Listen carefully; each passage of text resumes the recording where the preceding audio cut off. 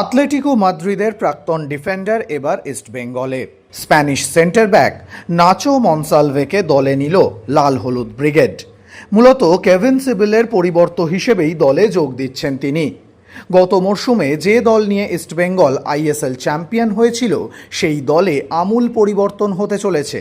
মোহাম্মদ রশিদ ছাড়া বাকি সকল বিদেশিরাই দল ছেড়েছেন, তাই নতুন করে ঘর গোছানোর কাজ শুরু করে দিয়েছে ইস্টবেঙ্গল টিম ম্যানেজমেন্ট। ইতিমধ্যেই দুটি বিদেশি ফুটবলার নিশ্চিত হয়ে গিয়েছে ইস্টবেঙ্গলে। তৃতীয় বিদেশি হিসেবে নাচো মনসালভের নাম ঘোষণা করল লাল হলুদ টিম ম্যানেজমেন্ট।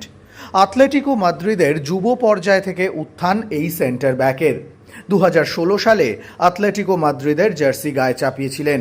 পরবর্তীকালে রায়ো ভলকানো, লেভাস্কি সোফিয়া, হারকিউলিসের মতো দলে খেলেছেন এই সেন্টার ব্যাক, যার অভিজ্ঞতা যথেষ্ট।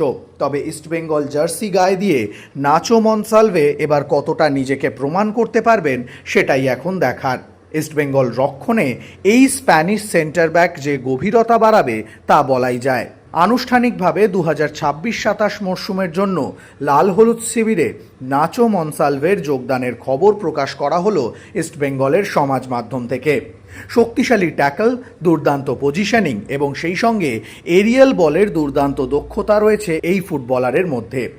নতুন মরশুমে ইস্টবেঙ্গল রক্ষণকে আরও মজবুত করতেই তার উপর ভরসা রাখছে ক্লাব।